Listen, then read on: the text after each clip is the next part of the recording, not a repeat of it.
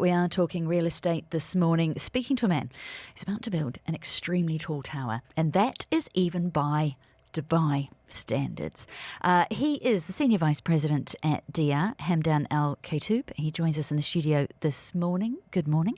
Good morning, Brandy, and thank you for having me. Right, tell me exactly what you are building here. First of all, for anyone who doesn't know Deyaar, Deyaar has been a developer in Dubai for the past 23 years. We got listed back in 2007 and have been on a tremendous growth for the past 5 years, alhamdulillah, and I think most of the developers in the UAE are banking on that as well. The project that we currently have in hand, hopefully launching tomorrow evening, so you guys are all invited as well to attend. It's going to be one of the most ambitious that Deyaar has ever developed. It's a 110-story building. So if you're afraid of heights, please do not invest with us.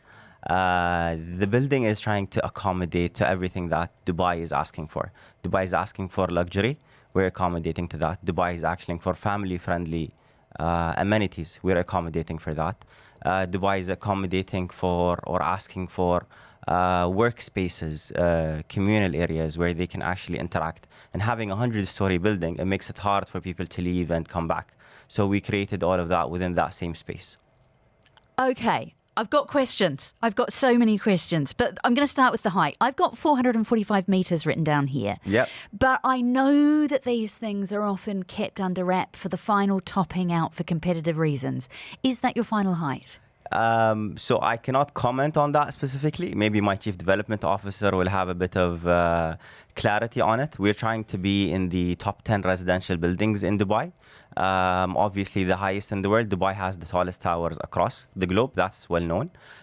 In the UAE, we're trying to be top 5, top 6 at least, residential towers, and that's the aim. I think once the final numbers are all plugged in, we'll be able to give you a definitive number.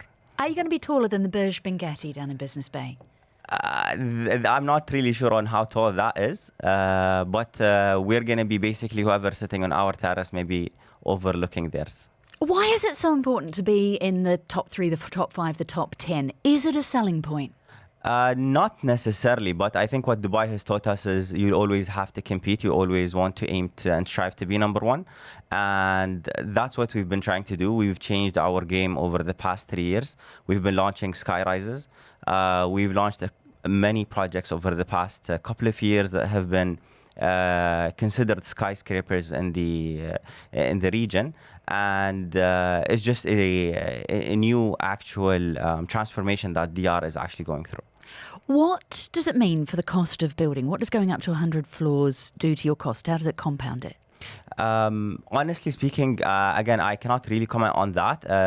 It would be a question for the Chief Development Officer, but the cost of build has been going up for the past couple of years. But we've been able to compensate that given that the prices have been rising.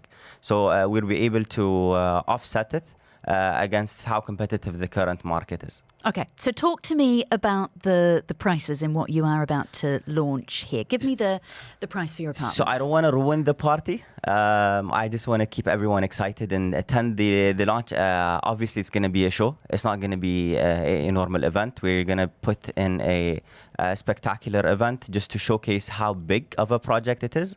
I just want to go back to some of the details. Our pricing range is going to be very competitive in comparison to what the market is currently offering. Our payment plans are going to be very lucrative also in comparison to what the market is offering.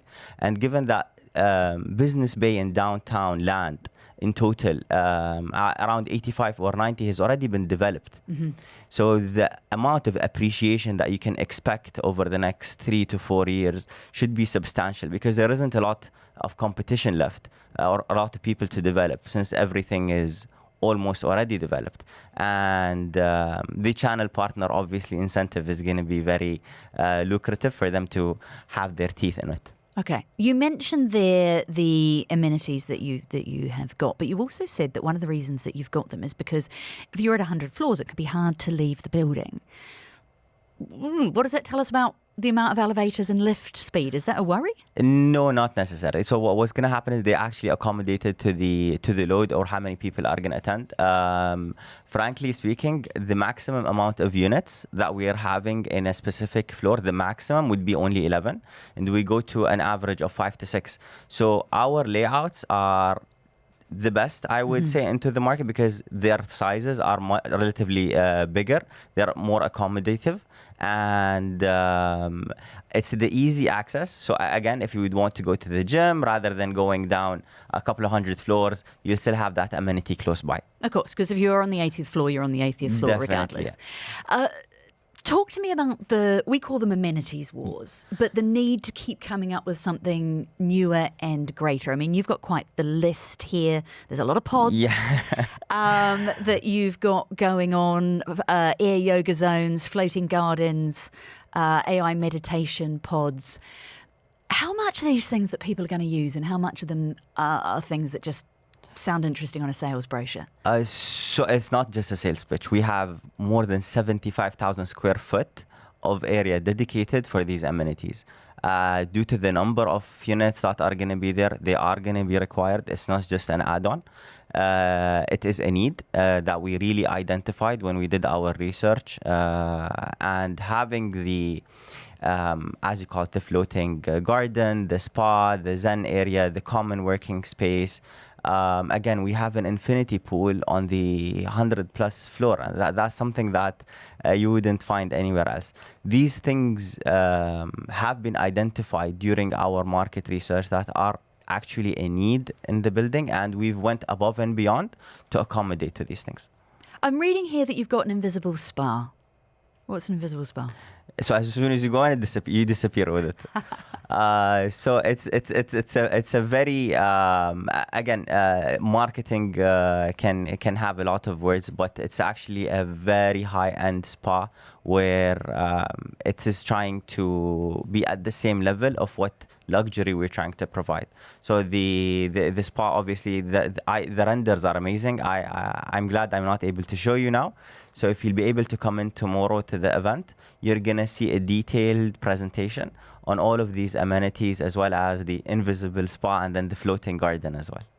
We're speaking to you on a morning that we're also speaking to Fitch Ratings, and they had the report that, you know, because everyone's been talking about it, saying that there was a potential correction of up to 15% in our property market. So Deyaar actually manages assets as well, and our current portfolio in Dubai specifically is at a 98% occupancy. We don't have anything to lease. We don't have anything left to lease. There's been a lot of propaganda going back and forth, and I believe there's a lot of discussions happening specifically on that report, and there's a lot of people that came out and commented, and this is something that I was talking to Tom about. The expectation or the number of units that were supposed to be delivered within the first 6 months of the year has not been achieved. I believe only 16,000 units have been delivered up to April. We don't have the numbers up to May as of yet. But we are, realistically speaking, going to have somewhere around 40,000 units. Again, Dubai's population is growing at an increased pace from an average of 3%. That's a very healthy rate in comparison to the other markets.